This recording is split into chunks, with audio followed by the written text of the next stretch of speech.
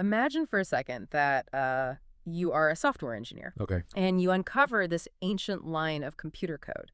And this specific line of code is, it's highly technical. Right, it's not just random text. Exactly. It's designed to do one very precise thing, which is to clear your web browser's cache. Oh, yeah. Wiping away all that digital junk. Yeah, all the fragmented background data that's just slowing down your machine.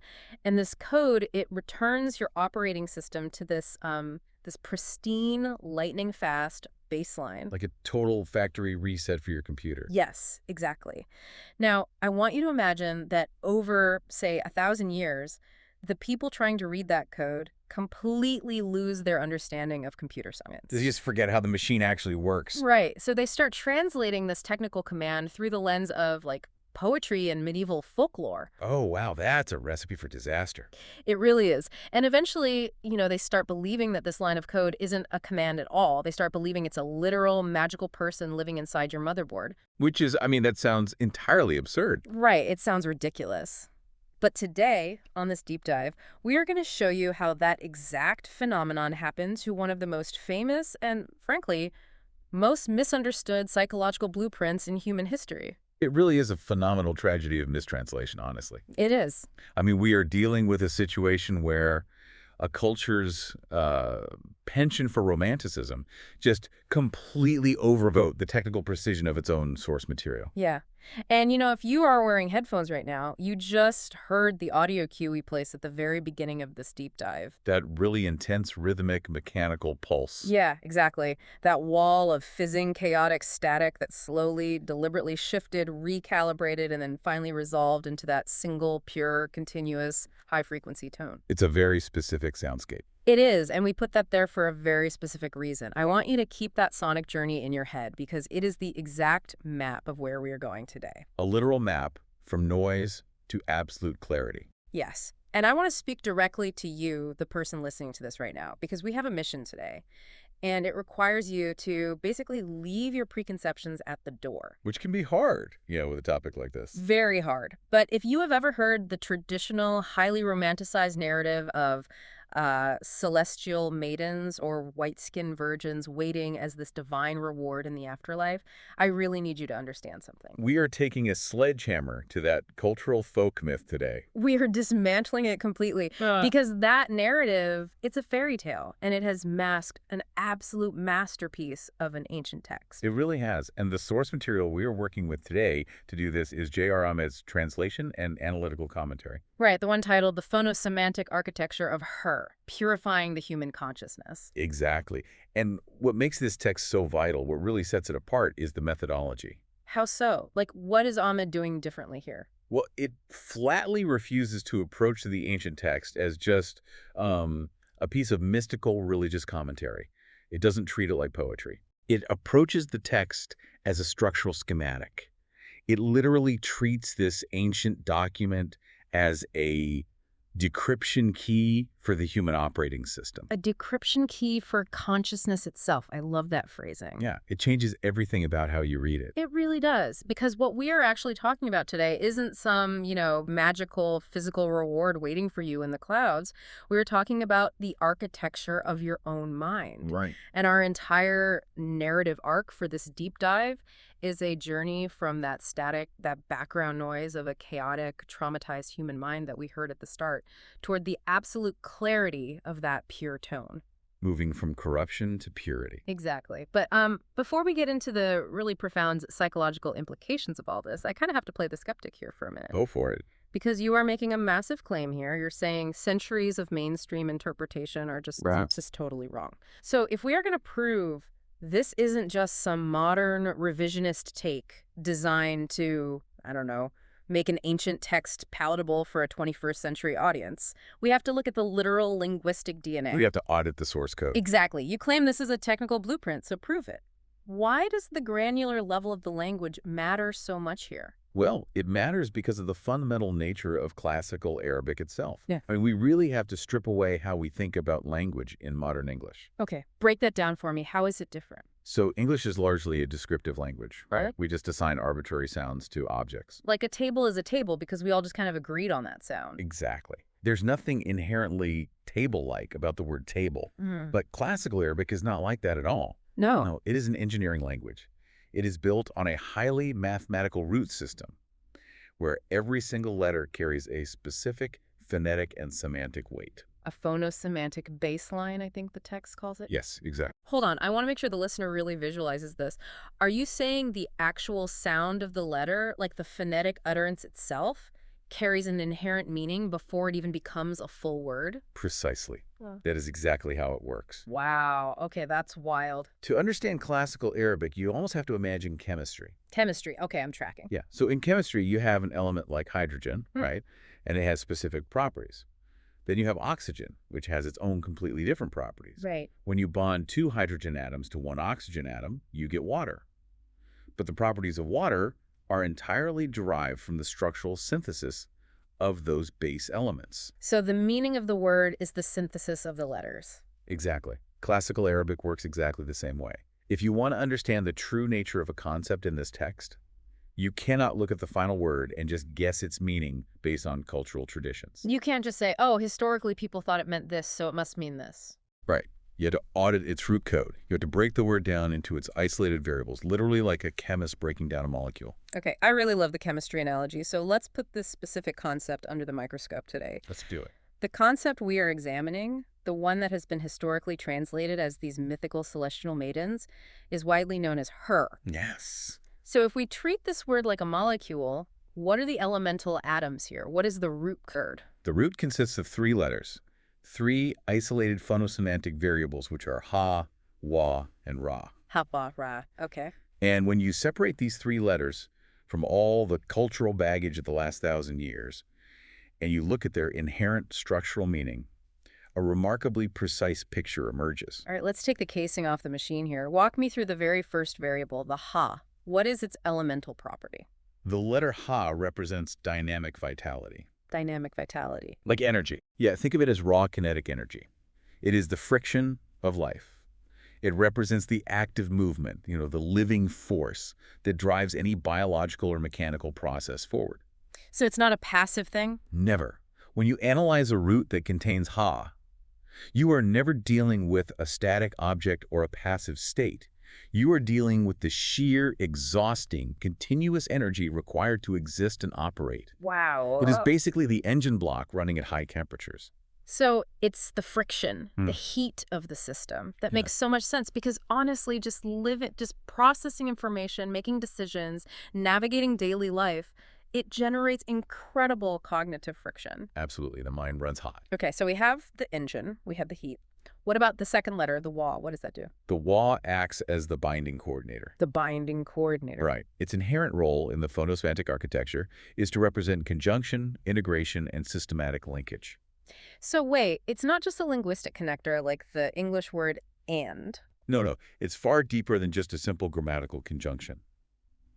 In the context of a system, it is the structural link that ties separate, disparate elements together into a cohesive whole. Oh, I see. So if the Ha is the raw kinetic energy we just talked about, the Wa is the wiring harness. That's a great way to picture it. It is the transmission that connects the raw power of the engine to the rest of the machine.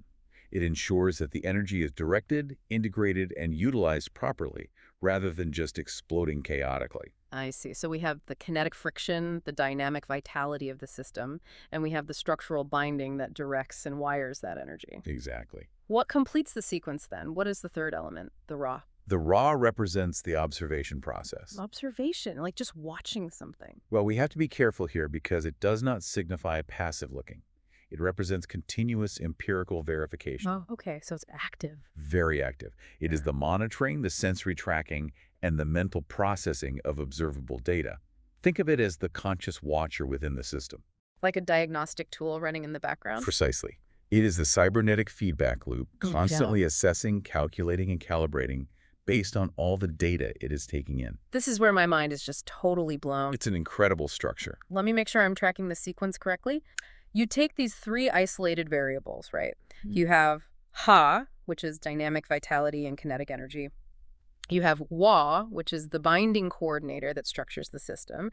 And you have Ra, the empirical observation and monitoring process. Yes. When you synthesize those three elements, when you bond those atoms together, you don't get a biological entity. No. You definitely don't get a person. You get an operational loop. You get a highly specific cyclical operational sequence. It's literally code. It is.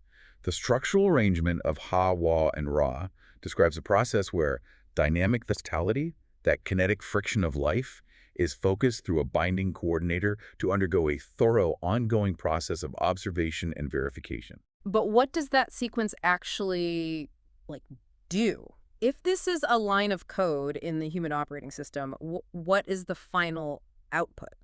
Linguistically, when you combine these elements in classical Arabic, the root fundamentally denotes the process of returning to a state of baseline purity. Baseline purity, like wiping the slate clean? Yes, it means turning a system back to its original uncorrupted position. In fact, in the oldest classical lexicons, this root was very often used to describe the process of whitening. Whitening, like bleaching something. But not whitening as a color. That's where people get confused. Whitening is a process of extreme refinement. Oh, I see. It describes taking a substance, like raw wool or unrefined metal, and applying dynamic energy and careful observation to systematically eradicate every single blemish, shadow, and impurity until it is utterly pure. Okay, stop. I have to push back here. Sure. Because this is the crux of the whole thing, and I'm struggling with the leap here. You're telling me that at its fundamental linguistic level, this root literally describes an intense process of debugging a corrupted system file. Yes. A process of refinement that leaves a system totally transparent and pure. That is the phonosemantic reality of the word. If that is true, how on earth did a highly sophisticated multi-stage concept for cognitive recalibration and purification morph into a massive, culturally ingrained folk myth of physical celestial companions? It sounds crazy when you put it like that. I mean, that is not just linguistic drift. That is a complete civilizational hallucination. How does an entire culture just forget its own root system? It is a fantastic question, and honestly, it happens a lot more easily than you might think, especially when a text transitions from its original context into vast, sprawling empires. Right, because the audience completely changes. Exactly. The Ahmed translation actually addresses this phenomenon extensively. What happened was a separation of the text from its structural logic. Okay, walk me through that.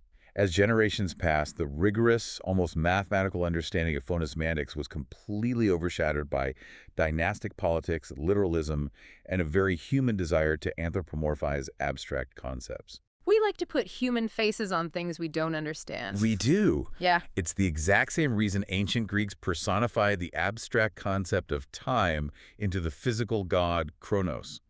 Humans like physical rewards. They like tangible things they can picture. Right.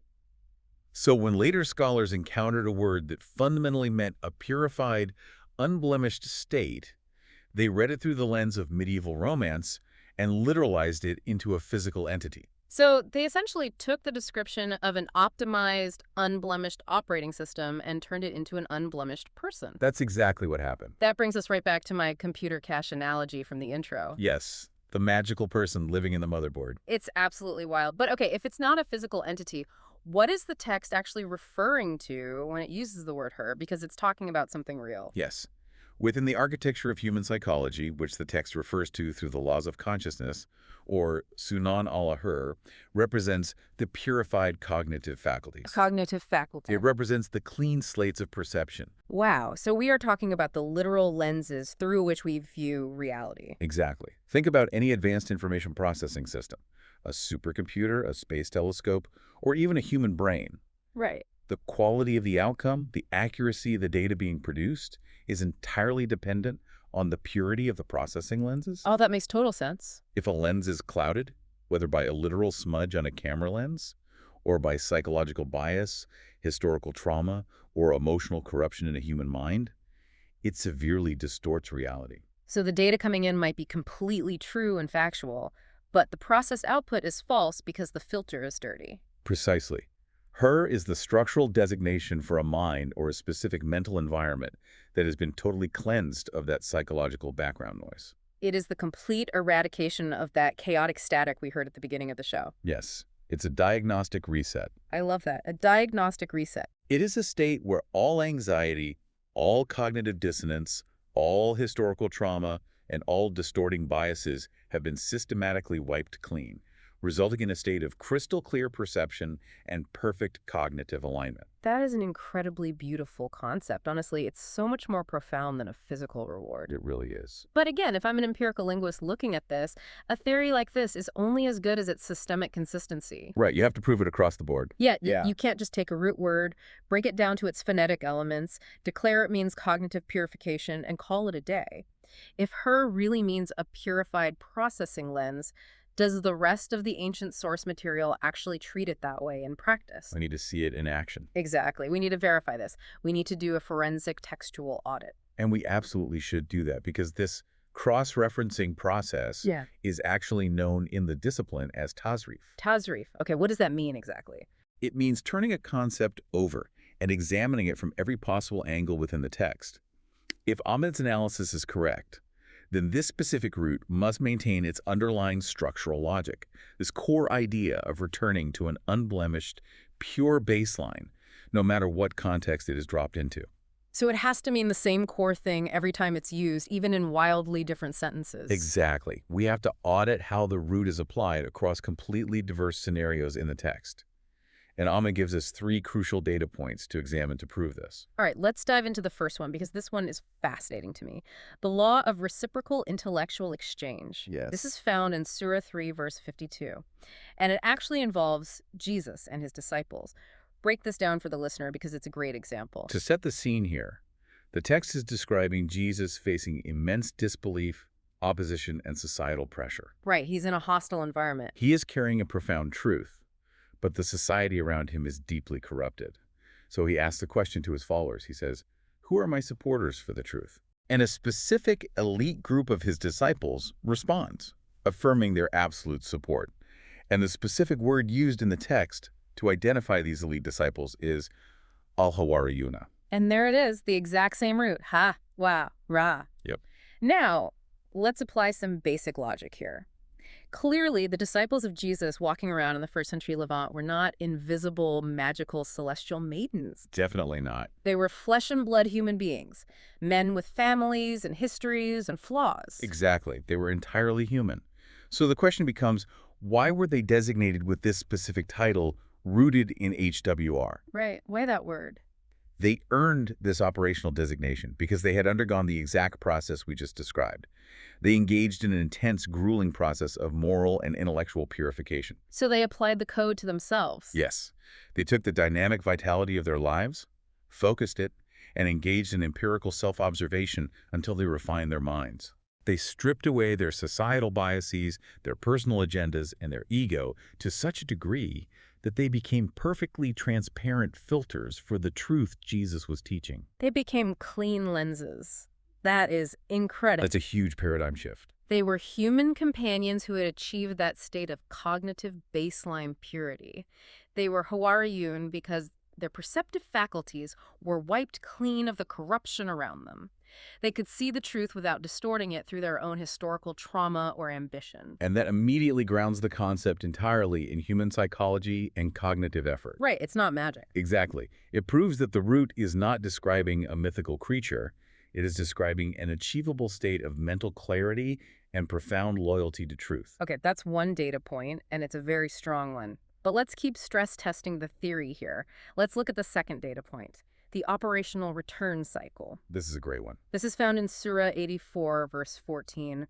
What is the context here? Because it's completely different from the disciples. This instance is brilliant because it moves away from describing people entirely. It uses the root to describe a mechanical process of justice. A mechanical process. Okay, how so? The text is describing an individual who has lived a corrupt life, causing harm, and making a severely flawed calculation regarding his own accountability. Like someone who thinks they'll get away with it. Right. The text says of this person, indeed, he thought that he would never return. Meaning, he believed he would never be recycled back into the system to face the consequences of his actions. Okay. And the word used for return, or recycle here, is on Yahura. Wait, Yahura, again, the same exact root, Ḥā-Wāw-Rā. Yes. Oh, wow. And this completely confirms the structural law of the word. It confirms that at its core, the root involves a cycle of recalibration. A return to the baseline? Exactly. It involves a system returning to a baseline status, a primary origin. The corrupt individual wrongly assumed his actions wouldn't trigger that return cycle, that recalibration of universal justice. This is so fascinating. This instance proves beyond a shadow of a doubt that the root refers to a systemic process, a return to absolute equilibrium, and not a physical object or person. You cannot argue with that structural consistency. I mean, if the root meant a beautiful maiden, that sentence about justice and accountability makes zero grammatical or logical sense. Right. He thought he would never beautiful maiden back to face his consequences. It's absurd. Completely absurd. Okay, so the audit is looking rock solid. The linguistic code holds up. But we have to address the elephant in the room here. The physical metaphors. Exactly. We have to look at the third data point, which is where we start getting into the very specific visual metaphors that have caused so much confusion and honestly terrible translation over the centuries. This is where people get really hung up. Right. Let's talk about the visual and perceptual contrast. From Surah 37, verses 48 and 49, this is the verse where her is coupled with another highly specific term, in. Yes. This is where the text transitions from describing the process of purification to describing the aesthetic experience of having a purified mind. Okay, set the scene for us. The text uses a really profound metaphor. It says, "And with them will be those of limited, focused glances, large-eyed," which is the word in, as if they were delicate eggs well protected. Large-eyed and delicate eggs. Right. Now, to understand this, we have to look at the word in.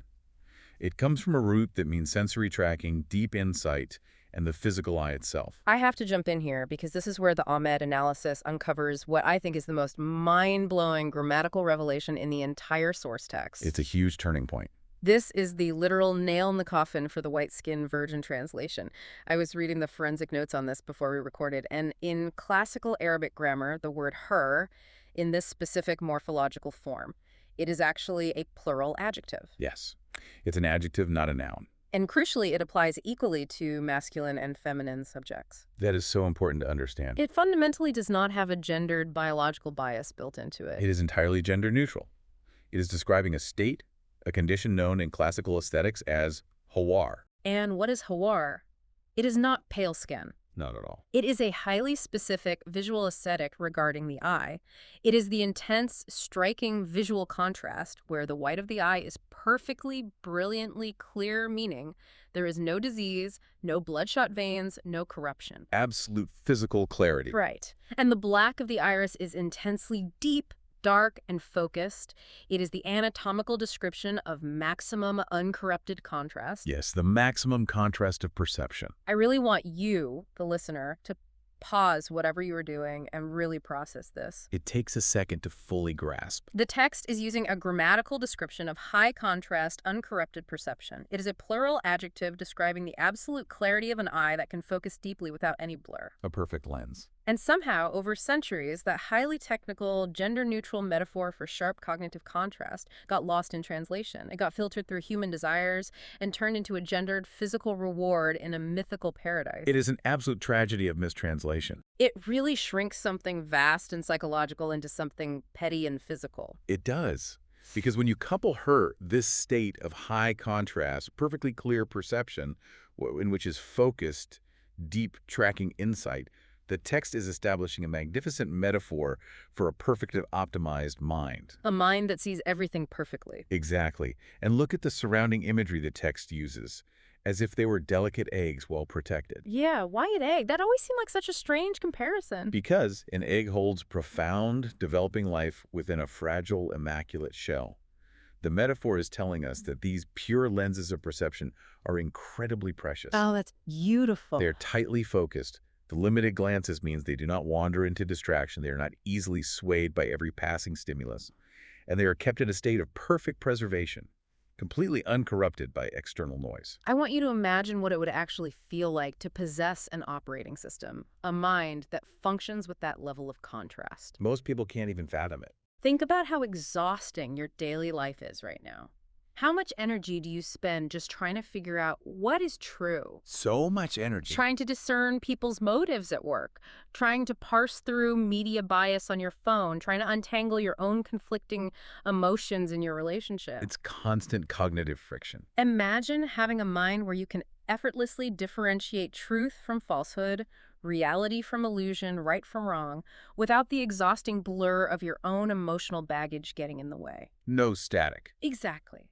Imagine the pure, unadulterated relief of just seeing things exactly as they are. No second guessing, no paranoia, just profound, sharp clarity. That is the true promise being made here in the text. That is the divine reward. The ultimate cognitive upgrade. Yes, but this raises a very important question, and the text actually anticipates it. Okay, what's the question? If we connect this to the broader psychological reality, if Hoor refers to pure lenses of perception and ultimate cognitive clarity, why does the text use such vivid physical metaphors of protection? Like the delicate eggs. Right. Why does it constantly describe these states of mind as being kept in pavilions or being untouched?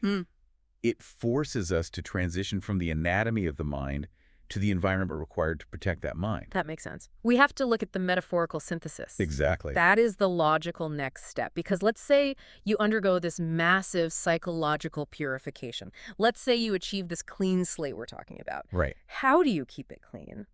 We all know that you can go on a week-long silent retreat, feel totally mentally clear, and then within 5 minutes of checking your phone at the airport, you are immediately stressed and corrupted again. The stat comes rushing back instantly. Yes. So let's look at the protective architecture the text outlines. In Surah 55, verse 72, these purified states are described as being restrained in pavilions. Why pavilions? When you decode this systemically, rather than literally imagining a physical tent in the clouds somewhere, a really profound psychological insight emerges. The text is outlining the parameters of the ultimate state of peace, which he calls jhana. This peace is not just about having clear thoughts for a fleeting moment. It is about those thoughts being permanently safeguarded. Shielded from the world. Yes. Restrained in pavilions means that these freshly cleaned cognitive lenses, these purified faculties, are securely sheltered from sensory overload. Oh, I see. Think about what a pavilion is. It is a structure that blocks out the harsh elements, the burning sun, the storms, but it allows the gentle breeze to flow. Right. Psychologically, it means the mind is protected from the chaotic noise of society, the constant bombardment of superficial data, and the outside corruption that constantly degrades our mental clarity here in our present reality. So they are quarantined from the static. The system is finally closed off to malware. That's a perfect way to put it. And then the text gets even more specific about what exactly the mind is being protected from. In Surah 52, verse 20, it specifies that these pristine cognitive states are untouched by man or hidden force before them. This is perhaps the most crucial piece of the entire diagnostic blueprint. Really? Why? Because the text recognizes a fundamental law of consciousness.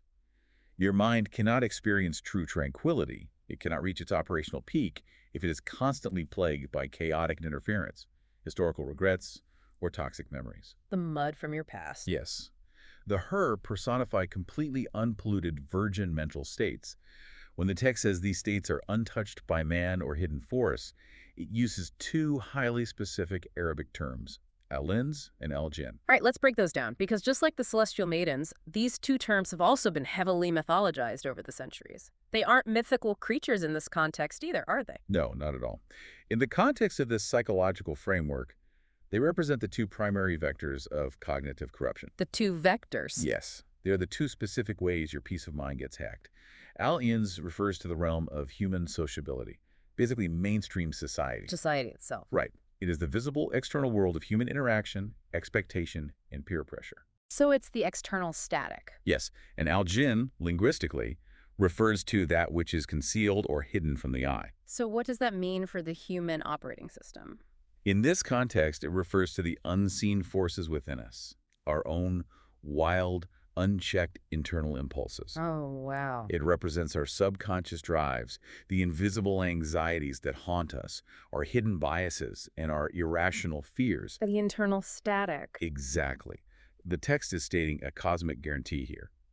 In this ultimate state of reward, your mind is provided with fresh, clean states of perception that have never been scarred by the trauma of society, which is al-Ins, and never been warped by the hidden sabotage of your own internal demons, which is al-Jinn. I want to pause here and bring this right down to the ground. I want you, the listener, to apply this incredibly ancient concept to your own daily reality, right now, today. It's deeply relevant. Think about your own mind. Think about your baseline level of stress as you listen to this. How much of your current everyday anxiety is directly injected into your system by Allens? Just think about it for a second. Think about the constant, inescapable barrage of societal expectations. Think about the 24-hour doom-scrolling news cycles on your phone that are algorithmically designed to keep you in a state of panic. Outrage as a business model. Exactly. Think about the toxic comparisons on social media, the demands of your boss, the drama of the people around you. That is the corruption of Allens. It is the visible world actively degrading your mental clarity. It exhausts the dynamic vitality, the Ḥā of your system. Exactly. And now ask yourself the second half of the question. How much of your daily exhaustion comes from Elgin? From your own hidden, unchecked internal impulses? The things nobody else sees. Think about the paranoid racing thoughts you have at 3 a.m. when the house is totally quiet. There is no external threat, yet your heart is pounding. Your own mind is attacking you. Yes. Think about your irrational fears. Think about the sudden spikes of anger or jealousy or inadequacy that seem to come out of nowhere, rising up from the dark, hidden corners of your subconscious. That is the internal static. The Elgin. The profound relief promised by this ancient text is a cognitive reset that makes your mind utterly untouched by both vectors. It is a promise that you will be given a consciousness that cannot be hacked by society and cannot be sabotaged by your own subconscious. That is the architecture of an optimized, liberated mind. It's just staggering to think about. It really is. What the text is detailing is a cosmic law. When an individual aligns their life with truth and justice, when they do the hard, exhausting work of maintaining their dynamic vitality in a moral, upright way despite a corrupt world, their consciousness is ultimately rewarded with this complete reset. A total wipe of the cache. Yes. The mind is supplied with pure, beautiful, untraumatized thoughts that allow it to process reality with total joy, absolute clarity, and permanent peace. Okay, I feel like we thoroughly understand the theory now. We've audited the linguistic code, breaking down the Ḥā, the Wā, and the Rā. We've cross-referenced the textual data points, proving the concept holds true from Jesus' disciples to the mechanics of universal justice. The Tazrif checks out. Right. And we've decoded the systemic metaphors of the pavilions and the vectors of corruption. But this is still a very heavy, abstract concept. Very theoretical. Yeah, we need to ground this. How do we actually visualize this profound psychological transformation? We need to transition to the central analogy provided in J.R. Ahmed's translation to bring this into stark, relatable reality. I agree. Because to really grasp the magnitude of the Hoor, to understand why it is framed as the ultimate reward, we have to look at the contrast. The before and after. Yes. We have to understand what it means to live our current lives without them. We have to understand the baseline human condition. So listen to this sound in your head. If you recall the audio design notes from the beginning of this deep dive, we talked about introducing a very specific texture. Right, the mud. Imagine the thick, wet, heavy squelch of deep mud. Imagine stepping into it, your boots sinking deep, the suction pulling at you, the messy, clinging reality of it. It's hard to walk. It's exhausting just to move. It really is. That sound, that physical sensation, represents psychological trauma. It represents the daily, unavoidable accumulation of stress, pain, and confusion that every single human being has to trudge through just to survive. And that brings us perfectly to the analogy of the muddy driving glasses, which Ahmed uses in his forensic report to translate these classical concepts into plain, modern reality. I love this analogy so much. It perfectly encapsulates the human condition. Imagine you own a pair of exceptionally high-quality driving glasses. They are engineered perfectly. The lenses are designed to give you flawless, high-contrast vision. But the reality of life is messy. You drop those pristine glasses in the mud, they get stepped on, the lenses get deeply, jaggedly scratched, dust, grime, and grit gather in every single crevice. Let's extrapolate on what that mud actually is in our lives, because you, the listener, need to understand that this isn't just a clever metaphor. It is the brutal reality of human existence. It's everyday life. The mud on your lenses is the lingering pain of a broken family relationship that you unknowingly drag with you into every new interaction you have. The scratches on the glass. Yeah, the deep scratches on the glass are the grooves of financial anxiety, the trauma of poverty or instability that make you view every new opportunity not as a chance to grow, but as a potential threat to your survival. Exactly. The dust gathering in the corners is the accumulation of personal regrets, the toxic memories of times you failed or times you were deeply betrayed by someone you trusted. It is the accumulation of alans and algin caked onto your perceptive faculties. Layer after layer. Yes. And the terrifying question is, when you are forced to navigate the world looking through lenses that are covered in that specific kind of psychological mud, how does reality actually look to you?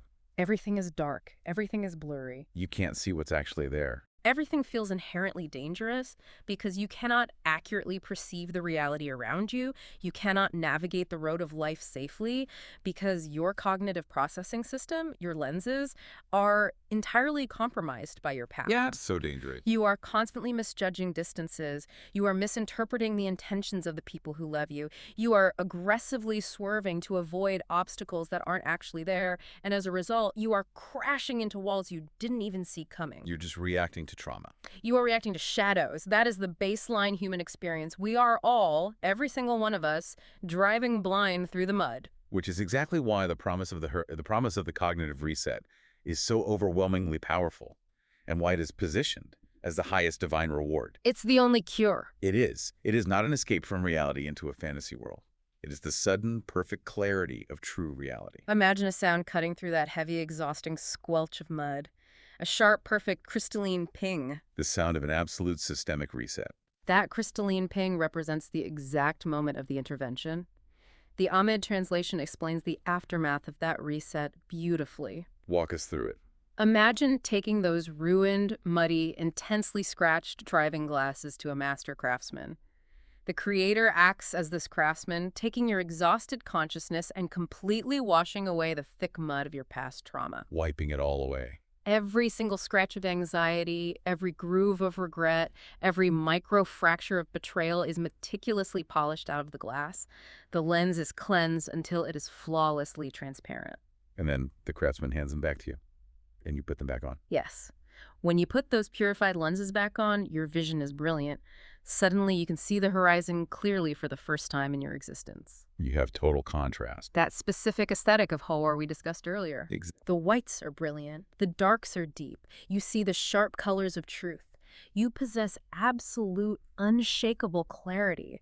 The clean, unblemished state of those lenses, that profound lack of distortion, that is exactly what the classical concept of her means for your brain. This synthesis just fundamentally changes everything. It really does. It changes how you read the text, it changes how you view history, and it changes the entire theology of divine reward. Completely. The Creator is not promising you a physical object. The text is not trying to bribe human beings with magical, subservient partners waiting in the clouds. To believe that is to drastically, almost insultingly undersell the majesty and the psychological sophistication of the divine promise. It's a cartoonish reduction of a masterpiece. Yes. What the text is actually promising is a complete, permanent psychological reset. It is the ultimate reward for enduring the friction, maintaining your dynamic vitality, and living an honest, upright life in a world that constantly, relentlessly tries to drag you down into the mud. It is the promise of absolute mental freedom. Mental freedom. Yes. It means your ultimate destination is a consciousness free from all dark thoughts, all paralyzing fears, and all painful historical memories. What remains when you strip all of that away is nothing but pure, clean logic, absolute unburdened happiness, and a beautiful clarity that lasts forever. Wow. The hers are the personification of those freshly washed, spotless thoughts. They are the pristine cognitive tools that allow you to finally experience the universe without the heavy, suffocating burden of human trauma. This brings our entire deep dive today full circle. We started by taking a sledgehammer to a deeply ingrained, highly romanticized cultural myth. And we broke it down. We stripped away the background noise of post-revelation literalism and mistranslation. We looked closely at the actual linguistic source code, finding the decryption key hidden in the root letters Ḥā-Wāw-Rā, the engine of vitality, the wiring of integration, and the watcher of observation. And we saw how, when synthesized, it describes a rigorous process of cognitive recalibration, a return to baseline purity. Right. We systematically cross-referenced that architectural blueprint. We proved that whether the text is applying the root to the elite, transparent disciples of Jesus, or to the inescapable mechanics of divine justice and accountability, the root consistently defines a state of high contrast, uncorrupted clarity. We decoded the ancient metaphors, realizing that the pavilions are not physical tents. They are the necessary protective architecture, keeping our newly cleaned minds perfectly safe from the societal noise of al-Ins and the hidden internal chaos of al-Jinn. Exactly. And we finally understood the true, breathtaking scale of the reward, the absolute clarity of a mind totally freed from the muddy scratches of historical trauma. We have successfully moved from the chaotic static to the pure tone. We made it to clarity. We did. But before we finish, before we sign off today, I want to leave you with a deeply personal, lingering thought. Something that builds on everything we've uncovered today, but forces you to turn the lens back on your own life right now, in this very second. What's truly fascinating about this text is that once you clearly understand the destination, the ultimate clean slate, the present journey you are on looks entirely different. Exactly. If this profound ancient text is telling us that our ultimate divine reward, the highest state of peace we can possibly achieve, is a completely unblemished, perfectly clear cognitive slate, it begs a terrifying, immediate question about our present lives. The diagnostic check. Yes. If absolute clarity is the reward, then what is our current state? How much of what you firmly, aggressively believe is reality right now is actually just the mud on your lenses? That's a hard question to ask yourself. It is. When you argue bitterly with someone you love, when you panic uncontrollably about your future, when you quickly judge a stranger on the street, are you actually interacting with the true objective world? Or are you just reacting blindly to the unpolished scratches of your own history? That is the ultimate diagnostic question. It is the friction of life asking you to observe yourself. Are you actually seeing the road ahead of you? Or are you just staring at the dirt on your own glasses? Think about that. Really let that question sit with you today. And as you try to answer it, just listen to the profound silence of a cleared slate.